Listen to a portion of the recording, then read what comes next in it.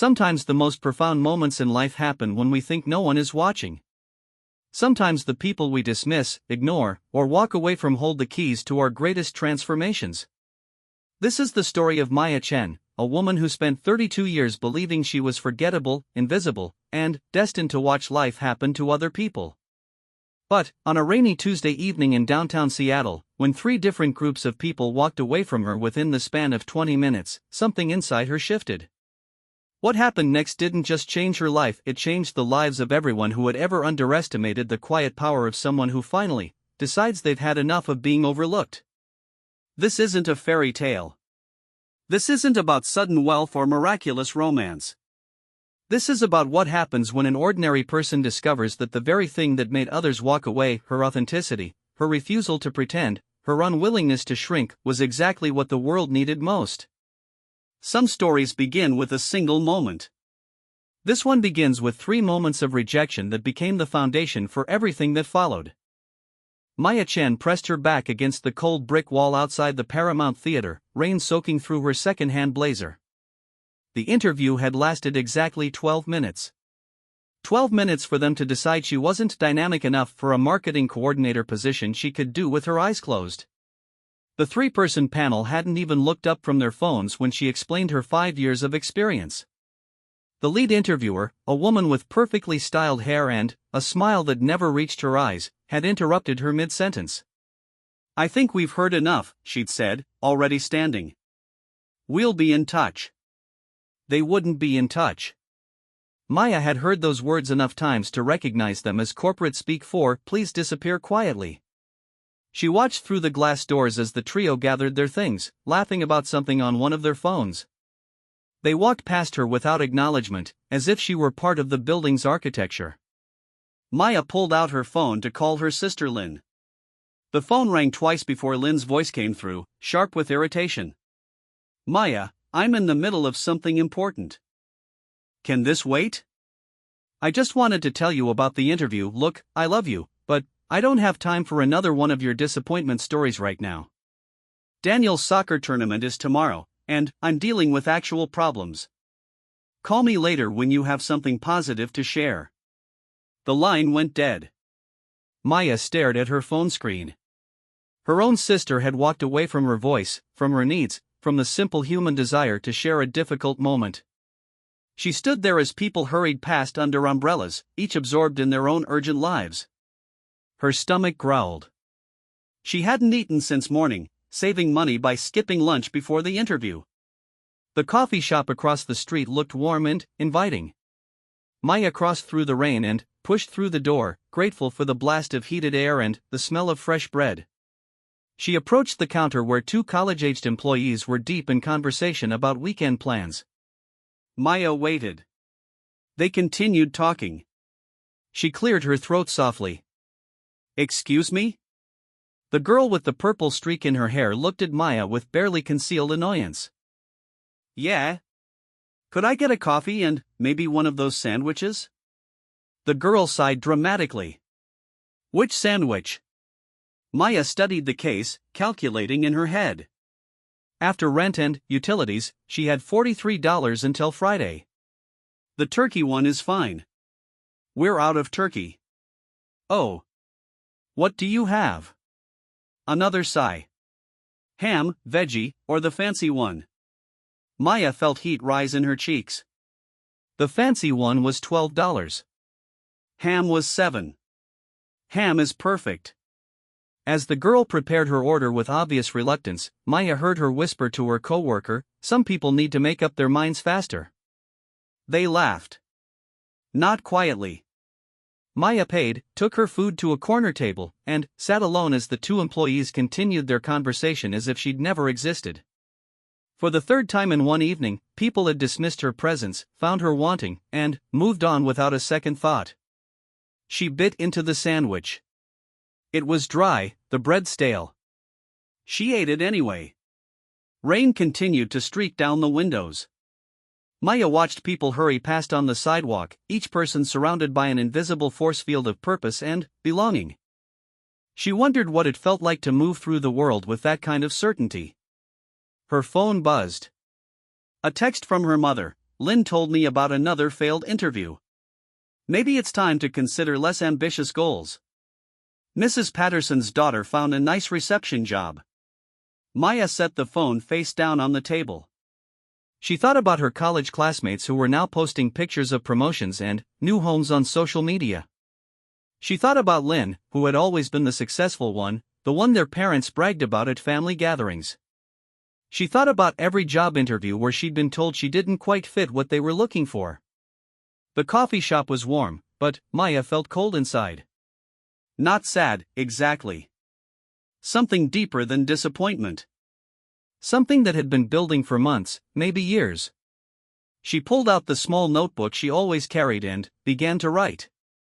Not a grocery list or appointment reminder, but something different. She wrote about the interview panel who couldn't be bothered to listen. About Lynn, who had reduced her struggles to inconvenience. About the coffee shop employees who had made her feel like an interruption in their day. But, as she wrote, something unexpected happened. The words came faster, sharper. She wrote about the interviewer's fake smile and empty compliments. About Lynn's assumption that Daniel's soccer tournament was more important than her sister's career crisis. About the casual cruelty of being made to feel invisible by people paid to serve customers. Maya wrote for 20 minutes without stopping. When she finally looked up, the coffee shop had filled with evening customers. A line of people waited at the counter while the same two employees moved with suddenly improved efficiency. She read what she'd written. It was angry, yes, but also clear. Precise. It named things she'd never named before about how people treated each other, about the small violences of daily dismissal. Maya closed the notebook and stood up. She walked to the counter, where the purple-haired girl was now smiling brightly at a customer in an expensive coat. "Excuse me," Maya said when there was a break in the line. The girl's smile faltered. "Yeah? I wanted you to know that your sandwich was stale and your service was unprofessional. I also wanted you to know that treating customers like they're bothering you says more about you than it does about them." Maya's voice was steady, calm. Not angry, just factual. The girl's face reddened. "Look, lady, I don't know what your problem is. My problem is that you made assumptions about me based on how I looked or how much I was spending. That's not just bad customer service. It's bad character." Other customers had turned to listen. Maya felt their attention but didn't retreat from it. "I hope your weekend plans work out well," she continued. "And I hope when you're older, people treat you better than you treated me today." Maya walked toward the door. Behind her, she heard the manager approaching the counter, asking what had happened. She heard the girl stammering an explanation. Outside, the rain had stopped. The air smelled clean and sharp. Maya stood on the sidewalk and realized something had shifted inside her chest. Not happiness, exactly, but something like power. The power that came from speaking truth without apology. She thought about the interview panel, already forgotten in their casual dismissal of her qualifications. She thought about Lynn, who would call back eventually, probably with advice Maya hadn't asked for. She thought about her mother's text, suggesting she aim lower instead of higher. Maya pulled out her phone and scrolled through her contacts until she found the number for Marcus Webb, her college friend who now ran a digital marketing agency. They hadn't spoken in 2 years, but she remembered him saying something at their last reunion about looking for people who understood authentic storytelling. She typed, "Marcus, this is Maya Chen. I know it's been a while, but I have an idea I think you might want to hear. Are you free to talk this week?" She hit send before she could change her mind. Then, she typed another message, this time to her sister, "Lynn, I love you, but I won't be calling back to share disappointment stories. When you're ready to hear success stories, I'll be here." Maya put her phone away and started walking home. The streets looked different somehow. Not friendlier, but more navigable. Like a map she was finally learning to read. She thought about the notebook in her purse, filled with sharp words and clearer observations than she'd written in years. She thought about the look on the coffee shop girl's face when someone finally called her behavior what it was. Most of all, she thought about the feeling in her chest when she'd spoken her truth without shrinking from it. It felt like the beginning of something she couldn't name yet but was eager to discover. Maya walked home through the cooling evening air, carrying the weight of 3 rejections and the surprising lightness of finally refusing to accept them as verdicts about her worth. Tomorrow would bring new challenges, but tonight she had learned something valuable about the difference between being dismissed and being diminished. Only she could choose which one to accept. Marcus Webb called Maya back within 2 hours. Maya Chen, his voice came through the phone with genuine warmth. I was just thinking about you last week. Remember that presentation you did senior year about authentic brand messaging? I still reference it with clients. Maya felt a flutter of surprise. She barely remembered that presentation, had assumed everyone forgot it immediately after class. Marcus, I'll be direct. I'm looking for work, but more than that, I'm looking for a place where authenticity actually matters. Not just as a buzzword, but as a practice. Tell me more. Maya walked to her kitchen window, looking out at the apartment building across the street. I think most marketing fails because companies are afraid to tell the truth about themselves. They're afraid their real story isn't interesting enough, so they create fake stories that are boring and forgettable. Keep going. What if we helped companies find their actual story? The one that includes mistakes and failures and real people making imperfect decisions? What if we made authenticity profitable? Marcus was quiet for a moment. Can you come in tomorrow? I want you to meet my partner Sarah. We've been struggling with exactly this problem with 3 of our biggest clients. After hanging up, Maya felt an unfamiliar sensation. It took her a moment to identify it, anticipation instead of dread about a professional meeting. She spent the evening researching Marcus's company, Webb and Associates. Their client list was impressive, but their case studies read like every other agency's work. Professional, polished, and completely forgettable. She saw the opportunity immediately. The next morning, Maya chose her clothes carefully.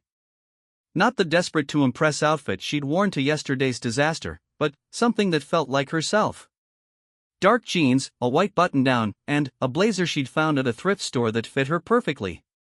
Webb and Associates occupied the 3rd floor of a converted warehouse in Capitol Hill. The space was all exposed brick and industrial fixtures, trying hard to look creative. Maya arrived 10 minutes early and used the time to observe. The receptionist, a young man with carefully disheveled hair, was dealing with what sounded like a client crisis over the phone. His voice was getting higher and more defensive with each exchange. No, Mr. Hartwell, we can absolutely pivot the entire campaign strategy. Again. By tomorrow. That won't be a problem at all. Maya watched him hang up and put his head in his hands. Rough morning, she asked.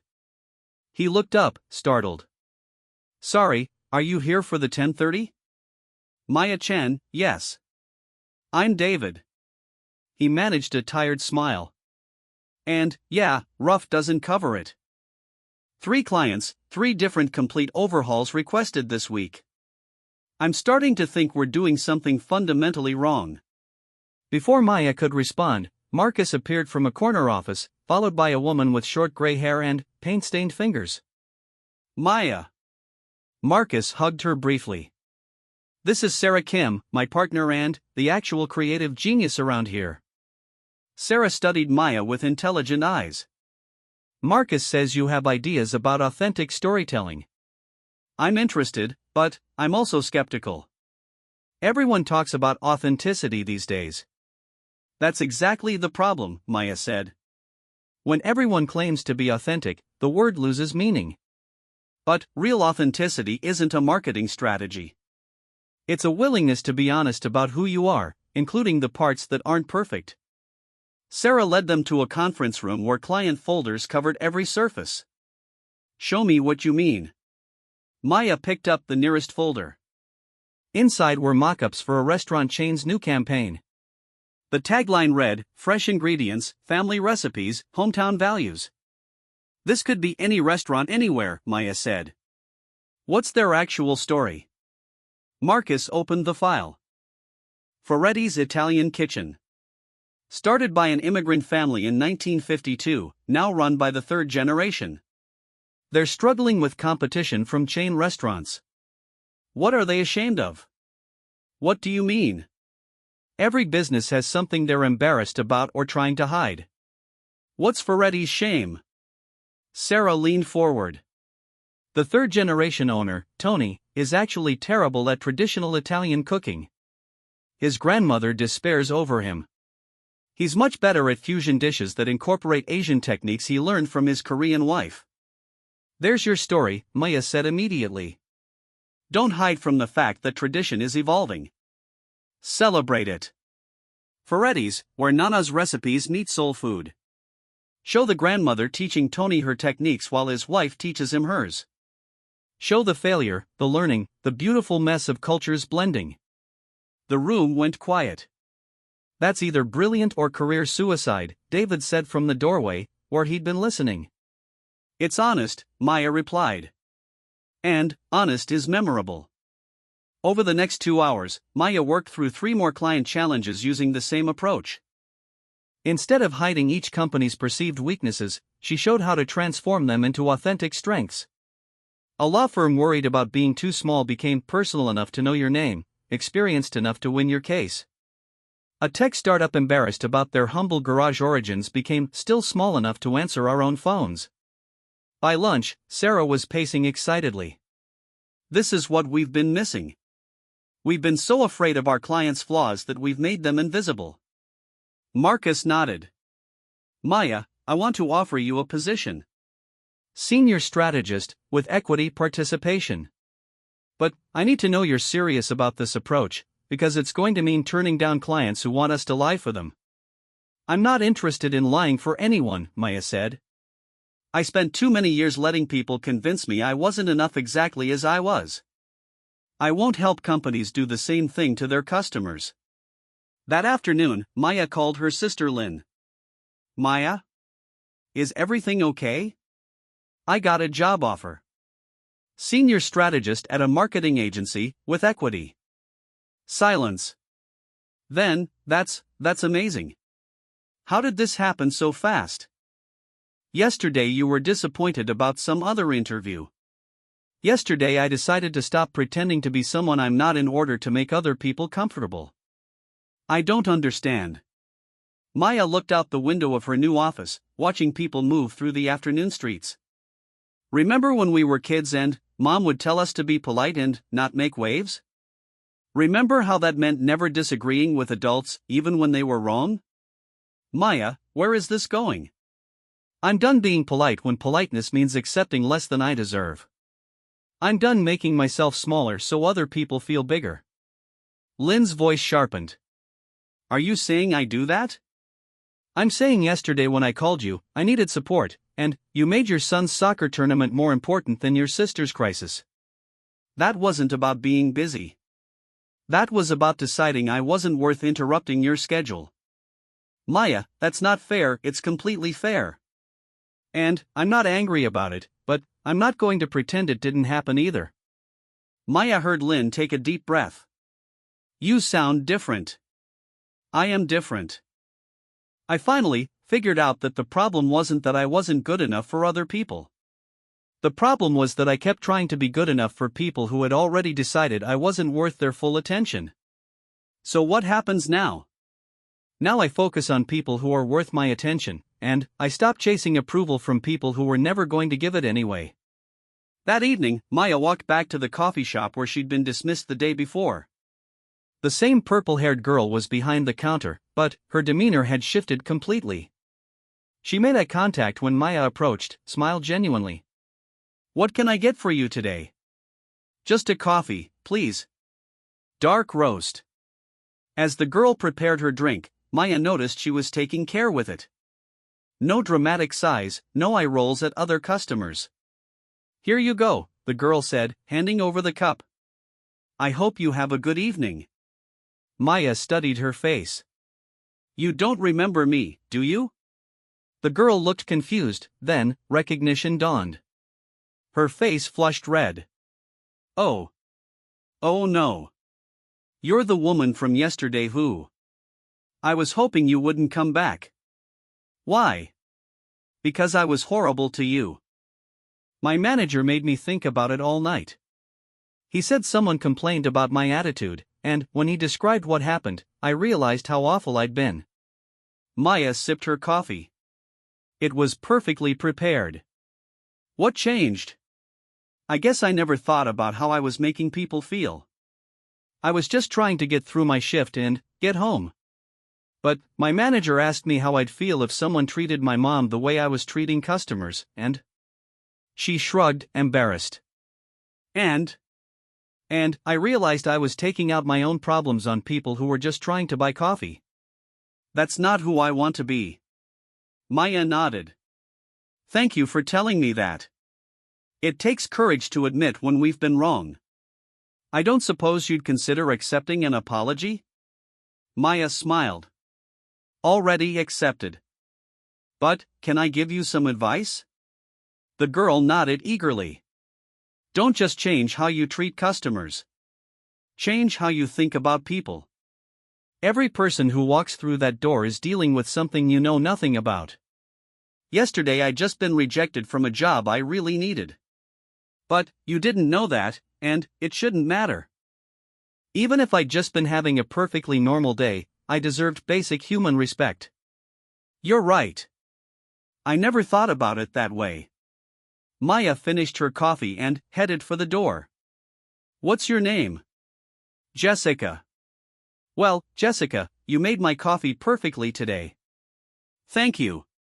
Walking home, Maya felt the day's events settling into her understanding like pieces of a puzzle clicking into place. The job offer, the conversation with Lynn, even this small interaction with Jessica, they all reflected the same truth. When she'd finally stopped accepting poor treatment as normal, everything around her had begun to shift. Not because the world had changed, but because her relationship to the world had changed. She pulled out her notebook and wrote, "The moment you decide you're worth more, other people start seeing your worth too. Not all of them, but the right ones. The ones who matter." Maya looked up at her apartment building, seeing it with new eyes. Tomorrow she would start a job where her ideas mattered. She had re-established boundaries with her sister based on mutual respect rather than one-sided accommodation. Even a stranger had been moved to examine her own behavior. None of this was accidental. It was the direct result of refusing to accept dismissal as deserved. Maya climbed the stairs to her apartment, carrying the lightness that came from finally living in alignment with her own worth. The real changes were just beginning. 6 months later, Maya stood in front of a room full of marketing professionals at the Seattle Convention Center, delivering a keynote speech titled "The Profit of Truth: Why Authentic Storytelling Wins." The transformation hadn't happened overnight. It had been built through daily choices to value her own expertise, to speak honestly even when it was uncomfortable, and to work only with people who respected her contributions. Webb and Associates had grown by 40% since Maya joined the team. Not because they'd become better at lying for their clients, but because they'd become experts at helping companies tell the truth about themselves in compelling ways. The Ferretti's campaign had become a case study in successful authentic marketing. Tony Ferretti's fusion menu had attracted food bloggers from across the Pacific Northwest. The restaurant had opened 2 new locations, each celebrating the beautiful complexity of blended traditions. But the real measure of Maya's transformation wasn't professional success. It was the quality of her relationships and the peace she felt moving through the world as herself. The biggest lie in marketing, Maya told her audience, is that people want perfection. People want connection. And connection requires truth, including the messy, imperfect, beautifully human truth of who we really are. She clicked to her next slide, showing before and after campaign materials for a dozen clients. Every one of these companies came to us ashamed of something about their story. A family business embarrassed about their humble origins. A tech company worried their product was too simple. A non-profit concerned their mission was too local to matter. Maya advanced to the next slide, showing revenue increases and engagement metrics. In every case, the thing they wanted to hide was exactly what made them memorable and trustworthy. We didn't change their stories. We helped them tell their stories with pride instead of apology. During the question and answer session, a woman in the third row raised her hand. This all sounds idealistic, but what about clients who insist on messaging that you know is dishonest? How do you handle that ethically while still running a business? Maya smiled. This was a question she'd answered many times, both for others and herself. We fire them. A murmur went through the audience. I know that sounds extreme, but here's what I've learned. When you accept work that compromises your integrity, you don't just hurt yourself. You hurt your other clients who are counting on your honest counsel. You hurt consumers who deserve better. And you hurt the industry by perpetuating the idea that marketing has to be manipulative. She paused, scanning the faces in the audience.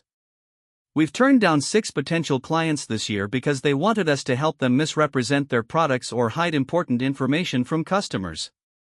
Each time, we referred them to agencies that specialize in that kind of work. And each time, within 3 months, we gained 2 new clients who had heard about our standards and wanted to work with an agency they could trust. After her presentation, Maya was approached by dozens of people wanting to continue the conversation. Among them was Dr. Patricia Williams, a professor from the University of Washington's Business School. Ms. Chen, I've been following your company's work since the Ferretti's campaign. Would you consider guest lecturing for my marketing ethics class? I'd be honored. What struck me most about your talk today was your point about integrity being profitable. I think our students need to hear that from someone who's proven it in practice. Maya gave 3 guest lectures that semester, each one packed with students eager to learn about marketing that built trust rather than exploiting it. She found herself energized by their questions and their hunger for a different way of approaching business. One student, Maria Santos, approached her after the final lecture. Professor Chen, Miss Chen, your talk changed how I think about my career. I was planning to work for one of the big agencies after graduation, but now I want to focus on companies that are trying to make a positive impact. What's stopping you? I'm not sure there are enough jobs like that. My parents think I'm being naive to turn down high-paying positions based on principles. Maya recognized the doubt in Maria's voice, the fear of not being practical enough, successful enough, valuable enough. Maria, can I tell you something? A year ago, I was unemployed and convinced that I needed to compromise my values to get hired. I thought the problem was that I was too idealistic for the real world. What changed? I realized that compromising my values didn't make me more employable. It made me forgettable. When I finally started representing my authentic self, when I started solving problems in ways that felt true to who I am, that's when opportunities began appearing. Maya handed Maria her business card. Email me your resume. We're looking for a junior strategist, and I think you might be exactly what we need. 3 weeks later, Maria joined Webb & Associates as their newest team member. Her first project was working with a sustainable clothing company that had been struggling to differentiate itself from greenwashing competitors. Maya watched Maria present her strategy to the client, arguing that their authentic commitment to environmental responsibility was worth highlighting even when it meant acknowledging the higher costs and production challenges. The client was skeptical at first, worried that honesty about difficulties would hurt sales. But Maria's research showed that consumers were hungry for transparency about sustainability efforts, including the real challenges involved. People are tired of companies claiming to be green without explaining what that actually means, Maria told the room. Let's show them your actual process, your actual struggles, and your actual results. Let's give them enough information to make an intelligent choice. The campaign launched 2 months later with the tagline "Sustainable fashion is hard. We'll show you why it's worth it."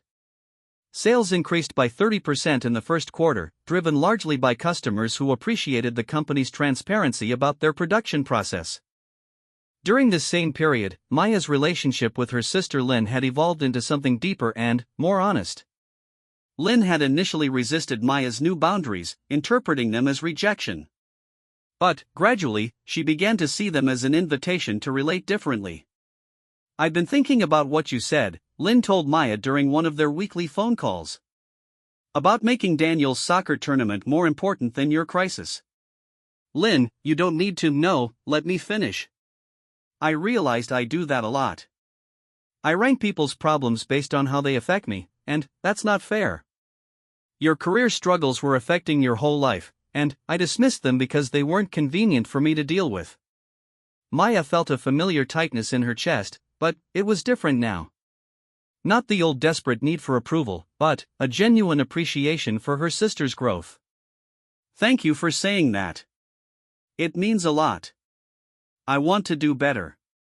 When you have something important to share, I want to listen. Really listen. I want that too. And, Lynn? I want to hear about Daniel's tournaments and school plays and everything else that matters to you. I just also want to know that my life matters to you too. It does.